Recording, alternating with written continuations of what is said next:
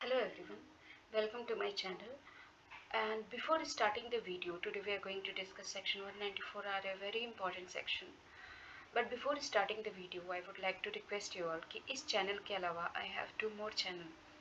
One is a blogging channel and another channel where I talk about stock companies, IPOs, their case studies. So please go and check out those channel as well, and please subscribe those channel. You can find the link in the description box for those channel. So let's start the video. Section 194R. Recently जो है ये section बहुत ही news में था due to two reason actually कि इसका जो effective date है that is 1st of July 2022. And the second reason was कि recently government has issued many FAQs related to this section. So इन दो चीज़ों की वजह से the section was in news for a very long time. And the third reason was कि लोग ये कह रहे थे कि बिकॉज ऑफ दिस सेक्शन जो सोशल मीडिया इन्फ्लुएंसर हैं उनके ऊपर भी अब TDS एप्लीकेबल हो गया. So the answer is yes, but we are going to discuss it on the later part of the video. Yes, so let's begin from point to point. The first point we have is effective date of the section is 1st of July 2022. TDS rate is 10% on gross amount. Limit is more than 20k. If amount exceed 20k, then you have to deduct TDS. And the fourth point is, while calculating the limit, it should be checked from 1st of April 2022. That is, अगर आपको TDS deduct करना है तो ये जो 20k की limit होगी that will be checked from 1st April 2022. Though section is effective from 1st of July 2022. But limit जो है वो फाइनेंशियल ईयर 22-23 से चेक होगी. अब इस सेक्शन को समझने के लिए दो बेसिक बैकग्राउंड को समझते हैं कि गवर्नमेंट जो है वो TDS क्यों लेकर के आती है. तो फर्स्ट पॉइंट, तो यस, गवर्नमेंट जो है TDS इसलिए लेकर के आती है क्योंकि गवर्नमेंट को रेवेन्यू का लॉस हो रहा होता है और उस रेवेन्यू लॉस को बचाने के लिए गवर्नमेंट TDS सेक्शन लेकर के आती है. अगर आपका कोई इनकम अराइज हो रहा हो और अगर उस पर TDS डिडक्ट हो गया, it is immaterial of the rate कि उस पर 1% डिडक्ट हुआ है, 2%, 5% या 10%. अगर TDS डिडक्ट हो गया तो गवर्नमेंट को नोटिस हो जाता है कि आपको ये इनकम अराइज हुई है. और अगर आप उस इनकम को छिपाने की कोशिश करते हैं अपने ITR में, तो आपके ऊपर स्क्रूटनी का केस आ जाता है. आपको स्क्रूटनी की नोटिस आ जाती है कि आपने इस इनकम को क्यों नहीं दिखाया, provide me the reason. So that is why अगर आपके ऊपर TDS डिडक्ट हो जाता है तो फिर कोई भी उस इनकम को छिपाता नहीं है. सो ये दो बेसिक चीज़ें थी. इस सेक्शन में जिस इनकम की बात हम करेंगे, लोग उस इनकम को छिपा रहे थे. So that is why government ये सेक्शन ले करके आई ताकि लोग छिपाए ना और गवर्नमेंट को रेवेन्यू लॉस ना हो. अब हम इसमें बात करते हैं इस सेक्शन की एप्लीकेबिलिटी की. एप्लीकेबिलिटी के लिए दो चीज़ों को समझना बहुत इंपॉर्टेंट है. द फर्स्ट पॉइंट इज कि पेयर और पे क्या होते हैं. तो taking an example, if I am providing CA services to mister A. So I am a payee and Mr. A is providing me money. So Mr. A is a payer. Mr. A यहाँ पे payer हो गए. तो first point ये बोलता है कि pay should be resident. That means I should be resident. The second point is कि ये जो मुझे मनी मिल रही है that should be on account of business या प्रोफेशन. जो भी बेनिफिट या परक्विजिट मिल रहे हैं that should be on account of business या profession whether convertible into money और नॉट. अगर मुझे किसी ने 10 लाख रुपीज़ का गिफ्ट दे दिया, कुछ भी, एक वॉच दे दिया या फिर एक पेंटिंग दे दी या फिर लैंड एंड बिल्डिंग दे दी, तो ये जो है यहाँ पे TDS डिडक्ट नहीं होगा क्योंकि ये ऑन अकाउंट ऑफ बिजनेस या प्रोफेशन नहीं है, ये मेरी गिफ्ट है और वो दूसरे सेक्शन में डील होता है. अगर बिजनेस या प्रोफेशन के अकाउंट में मुझे मिल रहा है तो फिर इस सेक्शन में कवर होगा. नेक्स्ट पॉइंट वी हैव इस पॉइंट नंबर 8 जो कि बोलता है कि अगर कोई भी चीज़ हमें काइंड में मिल रही है तो पार्टली कैश और पार्टली काइंड में मिल रही है तो हम कैसे डील करेंगे. दो एग्जाम्पल लेती हूँ मैं इसको समझाने के लिए. अगर मैंने किसी को CA की सर्विस दी और उसने मुझे वर्थ वॉच दे दिया 10 लाख रुपीज़ का, तो मुझे वॉच देने से पहले the person had to make sure कि वो 1 लाख रुपीज़, मतलब 10 लाख पे 10% TDS, that is 1 lakh rupees TDS deposit कराते गवर्नमेंट को. डिडक्ट कर ले डिपॉजिट की जो टाइमिंग होती है कि आपको 7th को डिपॉजिट करा देना है, तो वो 7th को डिपॉजिट कराएं, पर टीडीएस डिडक्ट कर ले जरूर मुझे रिलीज करने से पहले। और अगर पार्टली कैश या पार्टली काइंड है, that is next example is कि अगर मैं किसी को फीस सर्विस प्रोवाइड की और मेरी सर्विस की फीस 11 लाख रुपीज़ हुई और मुझे 10 लाख रुपीज़ की पेंटिंग और 1 लाख रुपीज़ मनी प्रोवाइड हो रही है, तो यहाँ पे मेरा 1,10,000 रुपीज़ जो है टीडीएस बन गया। तो पर्सन क्या करेगा, जो 1 लाख रुपीज़ वो मुझे दे रहा था वो होल्ड कर लेगा, वो मेरा टीडीएस डिडक्ट हो जाएगा। 10,000 रुपीज़ वो अपने पॉकेट से जमा करेगा 1,10,000 रुपीज़ गवर्नमेंट को, और मुझे वो painting worth rupees 10 lakh provide कर देगा। The next point we have is, ये जो सेक्शन है, ये पॉइंट नंबर 9, कभी भी कोई भी सेक्शन बनते हैं तो उस सेक्शन में कुछ एक्सक्लूजन आते हैं ड्यू टू द रीज़न कि छोटे मोटे बिजनेसेस जो होते हैं वो इतनी सारी रूल्स रेगुलेशन को कंप्लाई नहीं कर सकते हैं।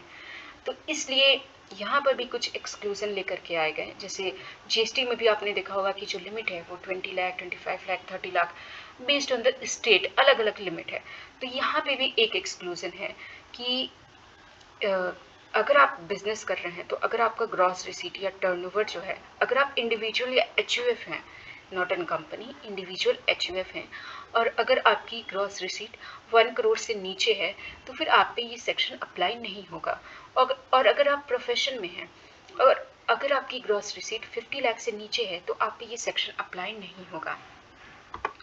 The next point we have कि अगर यही, जैसे मैं बता रही थी कि ये बेनिफिट या परक्विजिट मुझे मिला, तो मुझे अगर कोई पेंटिंग या कोई वॉच अगर on the occasion of Diwali, marriage या फिर ईद पे मिलती है, तो भी हमें ये सेक्शन पे टीडीएस अप्लाई नहीं होगा, ये बेनिफिट या परक्विजिट कंसीडर नहीं होगा ड्यू टू द रीज़न क्योंकि ये मुझे ऑन अकाउंट ऑफ बिजनेस या प्रोफेशन में मिला ही नहीं है, तो ये एप्लीकेबल ही नहीं है, एप्लीकेबिलिटी इस सेक्शन की लगती ही नहीं है, तो टीडीएस डिडक्ट नहीं होगा। The next point we have कि सेक्शन 17 सबसेक्शन 2, ये जो है सैलरी का सेक्शन है। एम्प्लॉयज़ को अक्सर एम्प्लॉयर से कुछ गिफ्ट या परक्विजिट मिलते ही रहता है, तो ये सेक्शन 17 सबसेक्शन 2 में ऑलरेडी कवर्ड है, वो चीज़ें यहाँ पे फिर से नहीं आएंगी, इसको एक्सक्लूड कर दिया है इस सेक्शन से। So this was all about section 194R. As I was saying कि government has recently released some FAQs related to this section. तो अब हम FAQ को भी डिस्कस कर लेते हैं।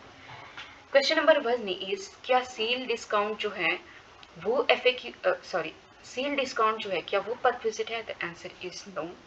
Question number 2 is, buy 2 get 3 का जो ऑफर है क्या उस पर टीडीएस रिक्वायर्ड है? The answer is no because they are not benefit या परक्विजिट। क्वेश्चन नंबर 3 इज, जो फ्री सैंपल्स या फ्री टिकट, फ्री मेडिसिन मिलते हैं, क्या वो बेनिफिट या परक्विजिट है और टीडीएस रिक्वायर्ड है? The answer is yes. ये जो फ्री सैंपल्स होते हैं, फ्री मेडिसिन, अक्सर आपने देखा होगा कि एमआर जो होते हैं, मेडिकल रिप्रेजेंटेटिव कंपनी के, वो डॉक्टर्स को फ्री मेडिसिन दे करके जाते हैं टू प्रमोट देयर मेडिसिन। तो यहाँ पे ये फ्री मेडिसिन जो मिला, ये आपको एज ए परक्विजिट माना जाएगा और रिलीज करने से पहले the MR have to make sure कि टीडीएस इस पर डिडक्ट हो जाए। Ultimately company have to make sure कि टीडीएस डिडक्ट हो जाए। The next question, that is question number 4 we have कि अगर मैं किसी को सीए की सर्विस प्रोवाइड की और मुझे एक लैंड या बिल्डिंग मिल गया, तो क्या इस पे टीडीएस डिडक्ट होगा? The answer is yes.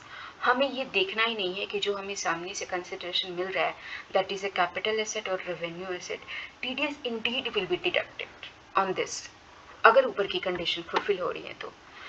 The next point, that is question number 5, that is we have कि हम वैल्यूएशन कैसे करेंगे। जैसे मैंने कहा कि मुझे वॉच मिल गई या बिल्डिंग मिल गई, तो उसकी वैल्यू कैसे करेंगे? The answer is on the fair market value. इसके लिए मैं आपको एक थोड़ा सा बैकग्राउंड देती हूँ। जैसे जीएसटी के एक सेक्शन में लिखा हुआ है कि जैसे अगर मैंने किसी को सर्विस प्रोवाइड की और अगर मुझे मनी की बजाय सामने से कुछ काइंड में जैसे कि वॉच या पेंटिंग मिल रही है, तो इस पर टीडीएस कैसे, जीएसटी कैसे लगेगा? तो सेक्शन बोलता है कि जीएसटी लगेगा, हम ये चेक करेंगे कि मैंने कितने की सर्विस प्रोवाइड की है। जैसे मैंने अगर किसी का ऑडिट किया है और ऑडिट की फीस 10 लाख रुपीज़ है, तो 10 लाख रुपीज़ पे जीएसटी लगेगा।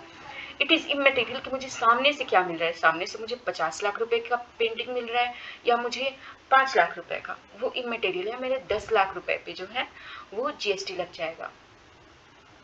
बट यहाँ पे थोड़ी सी क्लिक है, अलग अलग सेक्शन में, अलग अलग एक्ट में वैल्यूएशन का अलग अलग मेथड होता है। और यहाँ पे ये बोलता है कि हम ये देखेंगे कि हमें सामने से क्या रिसीव हो रहा है, क्योंकि वही हमारी इनकम बनेगी जो हमारे सामने से आ रहा है, चाहे वो 50 लाख रुपए की पेंटिंग आ रही हो या 5 लाख रुपए की वॉच आ रही हो, तो उसी को हम अपना इनकम कंसिडर करेंगे और उसी को हम ऑन फेयर मार्केट वैल्यू जो है टीडीएस डिडक्ट कर लेंगे उस अमाउंट पे। द नेक्स्ट पॉइंट भी है कि अगर कोई मैन्युफैक्चरर है और वो अदरवाइज भी किसी चीज़ के बदले अपने प्रोडक्ट को ही एज ए बेनिफिट या परक्विजिट दे देता है, तो क्या उसमें टीडीएस डिडक्ट करने की ज़रूरत है? The answer is yes. और फिर इसका वैल्यूएशन कैसे होगा? द आंसर इज कि वैल्यूएशन ऐसे होगा, हम ये देखेंगे कि जो मैन्युफैक्चरर ने प्रोडक्ट डिलीवर किया है वो सपोज वर्थ ₹10 लाख है, बट वो प्रोडक्ट जो है वो 15 लाख पे सेल हो रहा है, तो जो टीडीएस डिडक्ट होगा वो 15 लाख पे 10% इस पे डिडक्ट होगा, 15 लाख पे 10% डिडक्ट होगा, ना कि 10 लाख पे 10%। That is on selling price of the product of the manufacturer TDS will be deducted. The next point we have कि जीएसटी जो है वो इंक्लूड नहीं होगा बेनिफिट या परक्विजिट में। ये बहुत से सेक्शंस में लिखा हुआ है, टीडीएस के बहुत सेक्शन में लिखा हुआ है कि जब हम टीडीएस डिडक्ट करेंगे तो उसमें बेनिफिट या परक्विजिट में जब टीडीएस डिडक्ट करेंगे तो उसमें जीएसटी का अमाउंट एक्सक्लूड करेंगे, वो कंसिडर नहीं होगा। द नेक्स्ट क्वेश्चन इज, जैसे कि मैं बता रही थी कि 3 रीज़न है क्यों ये सेक्शन बहुत ही ज़्यादा न्यूज़ में था, कि social media influencer is also covered under this. Yes, क्योंकि अगर आप किसी प्रोडक्ट का प्रमोशन करते हैं और अगर आपको वो प्रोडक्ट ही एज ए काइंड मिल जाता है, तो फिर आपको कंपनी को ये इंश्योर करना पड़ेगा कि रिलीज़ करने से पहले उस पर उसकी अगर मैन्युफैक्चरर है तो उसकी सेलिंग प्राइस पे टीडीएस डिडक्ट हो जाए, और अदरवाइज उसके फेयर अगर कोई और प्रोडक्ट मिल रहा है, उस कंपनी ने अपना प्रोडक्ट ना देके कुछ और दिया है, तो फेयर मार्केट वैल्यू उसकी जो भी है उस पर टीडीएस डिडक्ट हो जाए। द नेक्स्ट पॉइंट जो कि थोड़ा इंपॉर्टेंट पॉइंट है, क्वेश्चन नंबर 9, ये बोलता है कि अगर आउट ऑफ पॉकेट एक्सपेंस है और सर्विस प्रोवाइडर के द्वारा, तो उस पर टीडीएस डिडक्ट होगा। द आंसर इज यस होगा, बट इसमें 2 केसेस हैं। सपोज अगर मैं ऑडिट की सर्विस अगर किसी को प्रोवाइड करती हूँ, तो मुझे कई बार क्लाइंट प्लेस पे जाना पड़ सकता है, या फिर क्लाइंट प्लेस पे जाने के लिए जो है मुझे ट्रैवलिंग एक्सपेंस लग जाएगा, मैं फ़्लाइट की टिकट बुक करूँगी, होटल का एक्सपेंस हो जाएगा, मेरी फूड एक्सपेंस हो जाएंगे। तो ये जो एक्सपेंस है, अगर इन एक्सपेंस के बिल्स पे अगर कंपनी का नाम लिखा हुआ है, मैंने जब बिल बनवाया तो कंपनी का नाम लिखा दिया, तो टीडीएस डिडक्ट नहीं होगा, मुझे सीधे रीइंबर्समेंट आ जाएगी। और अगर मैंने अपना ही नाम लिखवाया है, अपने नाम से ही बिल बनवा ली है, तो टीडीएस जो है डिडक्ट हो जाएगा। So this was point number 9 which was critical point. Question number 10 जो है, जो डीलर कॉन्फ्रेंस होती है उसमें भी बहुत बार डीलर्स को कुछ मिल जाते हैं, तो क्या वो बेनिफिट या परक्विजिट होगा? The answer is no, they are not benefit या perquisite. So this was all about FAQs of this section.